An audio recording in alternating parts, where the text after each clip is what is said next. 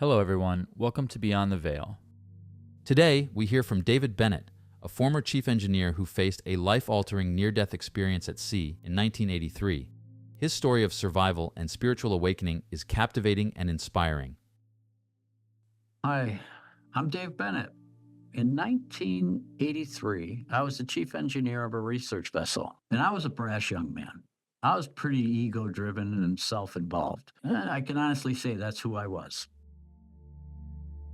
One night, we were trying to make it into the harbor when the harbor master wouldn't allow us in because there were 25, 30 footers breaking at the seawall. So it was too hazardous to try to navigate into the harbor. So about 2 miles offshore, we just were hanging out there. But a few of the crew needed to get to the airport to LAX. And so we decided to put a rubber Zodiac into the water and we would transport them into the harbor because that craft can handle a lot, and we've used it to retrieve our submarines. But this night we had been evaluating a new sub, so we didn't have a full crew on board, but we did have a mate that could handle the Zodiac, but he didn't know the harbor, so the captain asked me to just ride along to help him navigate. Put the Zodiac in the water, started heading toward the beach. This is also at nighttime, so the only guidance we had was the harbor buoy, and the shoreline was lit up, but it was stormy. It was really stormy. So, 25, 30 foot seas. So we would go on the top of a swell. We would try to locate the harbor buoy, and then we'd ride the trough down and up on top of the next swell. And we did that over and over. But after a while, we couldn't find the harbor buoy. We lost track of it. So we just decided, worst case scenario, if we come in and it's not the harbor, we'll do a beach landing. So we started headed for the beach. And the next thing you know, we drove right off a wave that had crested. We drove right off of it, caught some air even. And we were once we hit, I yelled to the mate to turn us around because we're a lot safer out to sea because we were in a bad place. And just as he got us turned around, I looked up and there was the next one that came right down on top of us. When it did, it folded the Zodiac in half. I was in the bow trying to navigate. The rest of the guys, there was about 5 people in the boat at the time, were behind me, but I was catapulted into the sea. And I found myself just hanging on because it pushed me really deep and I was being tumbled and tossed like a rag doll, and I'd lost total orientation as to where the surface was. So I had the presence of mind. I'm a commercial diver, and so I'm very comfortable in the water. But I had the presence of mind not to try to swim, but to let the life vest carry me up to the surface. And I'm just hanging on, trying to protect myself, and I'm being tumbled and tossed. And eventually, you can only hold your breath so long. As a commercial diver, we're trained to understand and recognize oxygen deprivation. And so when I started feeling those initial symptoms of euphoria, lightheadedness and things like that, I started thinking about, boy, my life insurance is paid. The wife should be taken care of, things like that, because I knew I could only hold my breath a little bit longer. But eventually the euphoria just kind of takes over and you just breathe. There was a split second of a little bit of burning, but then boom, I was popped out of my body. I've talked to other people that have drowned, and they said the same thing, that it's very instantaneous that they, leave their body. And so I found myself in this absolute darkness, this blackness, absolute, it felt like nothingness, but yet included everything. It's hard to describe that, but I had just died this violent death from a raging sea. Suddenly I'm in a peaceful place. It's absolutely dark, but it's quiet, it's peaceful. I'm comfortable. The ocean at that time was very cold, and so I'm no longer cold, and it's absolutely quiet. And so I'm curious what is going on. This is way beyond anything in my training, but I saw a light. I saw a little light and I started moving toward it. And as I got closer, that light appeared to be millions upon millions, an infinite amount of fragments of light. And they were all moving kind of in unison, kind of like you would see a flock of migrating birds, and how suddenly they'll all shift direction at the same time. Well, these fragments of light were like dancing like that, where they were just, they'd move and they were multicolored, and it was just beautiful, the light that they, emanated. And as they started getting closer, I started feeling these waves of love. It felt like I was being held in this warm embrace of love. And I was just in awe of all of this. I tried to look at myself, because I felt like I was just suspended in all this, moving toward this light. But I tried to look at myself, and it was kind of funny. It's because I realized I didn't have a head, I didn't have eyes, but I had vision, and I could just direct my vision wherever I wanted. And I could see that I was transitioning into a fragment of light, into one of these lights. And so as we got very close, three fragments broke away and they started coming toward me, and they were welcoming me home. And I can't express how in awe and how humbled I was to be welcomed home by these three beings, because I came from a very dysfunctional family. I was thrown from one family to the next. And my birth mother really tried, but she did the best she could. But I had a very dysfunctional relationship as far as family. So to suddenly feel like this is my family, I call them my soul family. And eventually a dozen of these light beings started greeting me and welcoming me home. And it was very emotional for me. But then we communicated, not in the way that we're communicating, with a verbal. It was just a knowing. I suddenly knew that we were going to move deeper into the light, to this area that was more like a sphere. It was absolutely beautiful. And so inside this giant bubble, we started to relive my life. And when I said my soul family and I were both reliving my life, but not just from my perspective, but from everyone who I've ever interacted with through their perspective. It's like my consciousness fragmented into these multiple streams of consciousness. Wow. Talk about mind blowing. I was just in awe of everything. But then I started paying attention to some of the details. And I noticed that some of the things that my, ego took a lot of pride in, like becoming the chief engineer of a research vessel in my mid 20s, I was very proud of that. But in the life review, it didn't hold that much significance. But any time that I did something with a heartfelt connection or with loving intention, that would create some of the biggest ripples. And so I was kind of a brash young man in this life. And my philosophy was you cut your swath through life. So to suddenly see your life in this fashion, I was a little, and to have your soul family experiencing it the exact same way I was a little, I don't know, I guess I could say ashamed that they had to see some of the more unsavory parts of my life where I was just cruel. And so, but they didn't. They didn't judge me. They didn't, they just were excited to be there, to love me, to support me, and to help me get through this re-experiencing of my life. So we went through my life. And then we reached this area, this threshold where it didn't have any reference to the life that I had lived. And I was a little disoriented, but my soul family just loved me. They buoyed me up with love. And we started going down what it looked like a corridor, whereas everything in the life review was absolutely crystal clear. But once we crossed over that threshold, it was like looking down a corridor, and everything in the center of the corridor was clear. But on the periphery, whatever angle you would want to take, it was a little out of focus. And I've come to interpret that out of focus part is our free will, that we can go this way if we want. But because of the core that we've kind of given ourselves in this life, we'll be guided back to it. But how we get there is our free will. So we can curve back and forth, and I like to say we could squeeze the juice out of life and take advantage of all the twists and turns.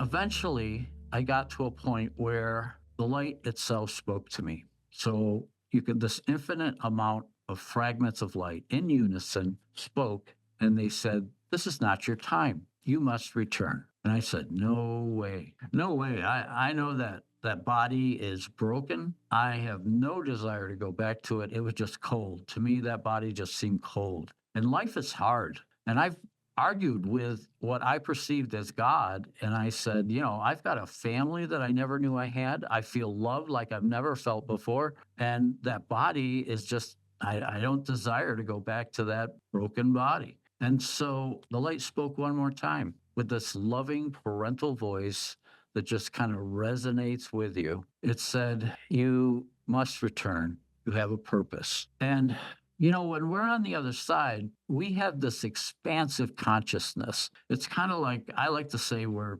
connected to all souls that ever were and all the souls that ever will be. So that huge collective consciousness is available to us. So when I heard that word purpose from the light, it just really resonated with my being, with my essence. And with that expansive understanding, I came to accept it, that it was simple, it was efficient. And so as soon as I came to acceptance, I found myself outside my body, and my body was still being tumbled and tossed in the ocean.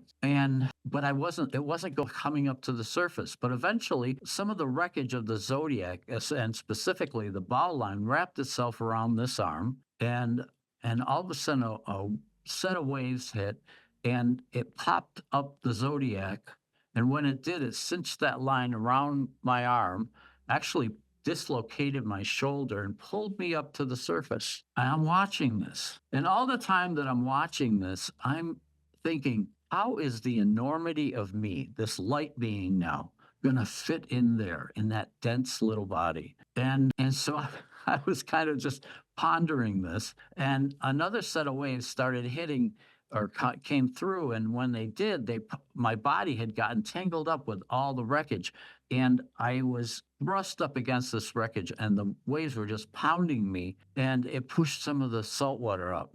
And at that moment, that's when my soul family gave me a gentle push, and I just buzzed back into my body. Well, I'm trying to expel this salt water. I'm thinking, wow, because when we come back, we're like half here, half there. And I'm trying to remember the purpose. I'm thinking purpose, purpose, purpose.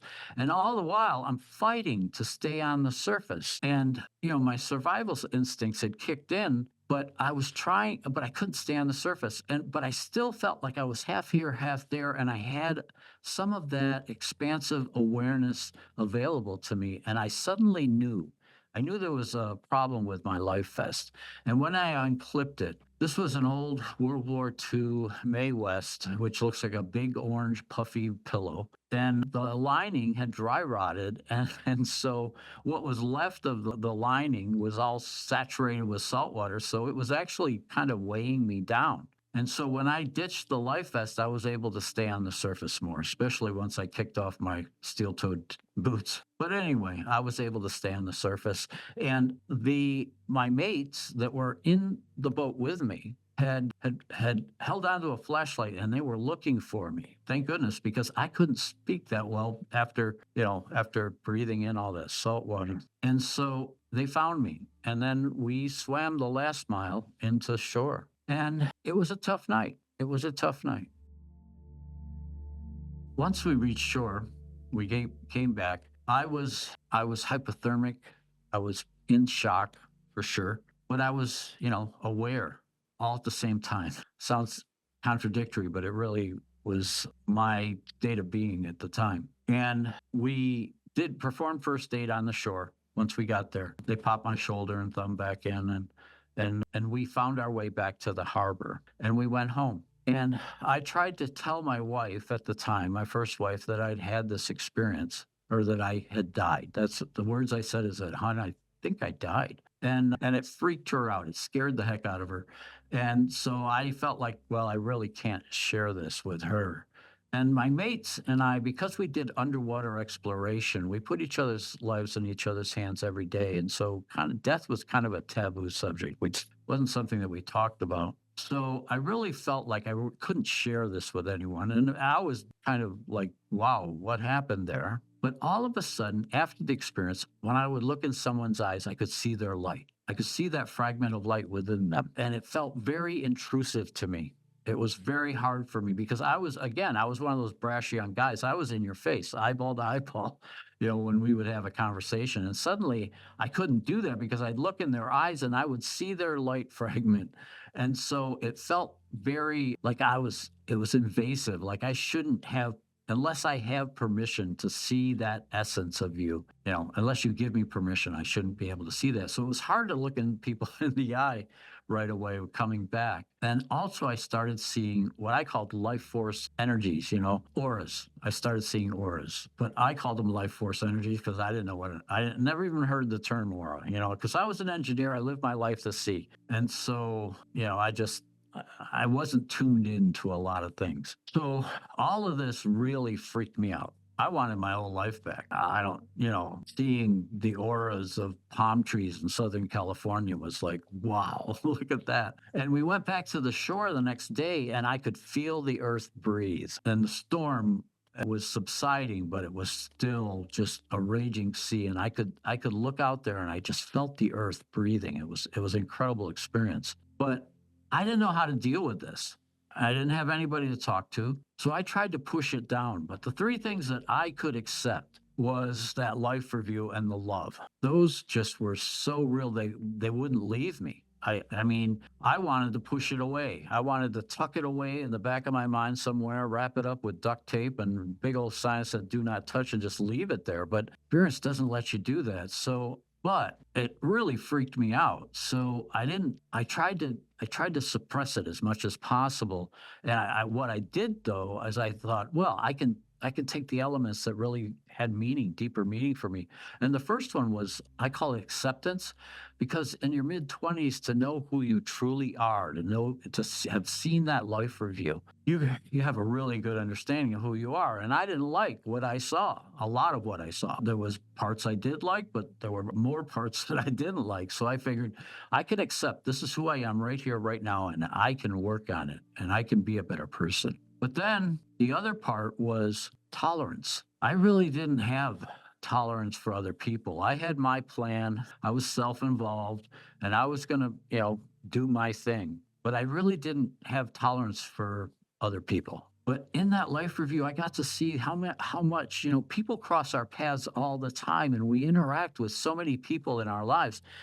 But, they make choices that we may not agree with, but that's their life and that's their choices. And that's okay because I have my life, I have my choices. So after this experience, I could be tolerant of other people and their life choices. And I could also be tolerant of where I find myself in life, in the situation that I find myself in, because I know that I can work toward change. And so acceptance of myself, tolerance of others, and where I find myself, those were really big. And the third thing that I took was I was an engineer. I pretty much saw things as black and white, but I had just been thrust into this world of color. And I recognized that there's truth that is factual truth, okay? But there's also a truth that's a personal truth that resides within our heart. And whenever we come across a personal truth, our heart resonates with it, it expands with it. And it's kind of a clue as to how to live life and how to flow through life. So, those three things, acceptance, tolerance, and truth, got me through for about 11 years. And I didn't share it with anybody for those 11 years. And then I had a second experience. And in the second experience, I got to relive not only everything in the first life review, but also 11 years that I had lived since the first experience. And I saw how much I'd changed. I really didn't think I'd changed that much, but I had. I had really, really, by just adopting acceptance, tolerance, and truth and bringing that into my life, I had changed dramatically. And so that second experience really kind of told me to start living by everything. But I had to accept that I have a soul family. I had to accept that they were communicating with me, because another one of the gifts from the initial experience was I would get these knowings. This information would just come to me, and I didn't know where it came from, but as a good engineer, I would test it to see how reliable it was, how truthful was it, how veridical is it. And I found that it was. And so I began in that 11 years, I eventually became comfortable with these, intuitive knowings that I was receiving. But after the second experience, I started hearing spirit in a communication type way. So I would hear, I would see, I would have visions, I would have, like incredible knowings. And I realized that they were my soul family communicating with me. And some people call them angels, some people call them guides. I don't really get hung up on terms, but they would communicate with me, and each one of them had a different flavor. And so they all had different strengths and things like that. So I had to learn to come to grips with that. And I had to accept the totality of these spiritual experiences. After the second experience, that's when life started to flow a little bit better, because I started living with, I tried to create what I called my quiet ministry. I wasn't going to go out screaming that, hey, I had these experiences, but I could live by what I'd learned, and that could be a quiet ministry. And so that got me through until I had a really big life event where I had stage 4 lung and bone cancer that had ate away 2.5 bones of my thoracic, and my spine collapsed. And so the cancer had metastasized. They found lesions in my hip, my brain, my kidneys, of course, my spine, my bones. And it was moving very rapidly. And they weren't going to even treat me. They were just going to prescribe some really heavy duty pain medicine, because with a collapsed spine, it was incredibly painful. But again, this experience, I had an almost like for a few, and people were coming up and telling me how I had affected them in life, and this was in 2000. So now we're talking from 83, then 94 was the second experience, now 2000. I'd had a number of spiritual experiences in between once I started down that path. And so it was, this experience really laser focused my spiritual intention. And so it allowed me to be who I really wanted to be. And so I balanced holistic approaches along with traditional, and I was given kind of the gift of doing some healing work on myself, which I now do for other people. Now I'm able to really do the work that I was really called to do. Thanks for watching today's video. If you want to learn how to create a profitable YouTube channel like this one, click the link in the description and let us show you how. See you on the next one.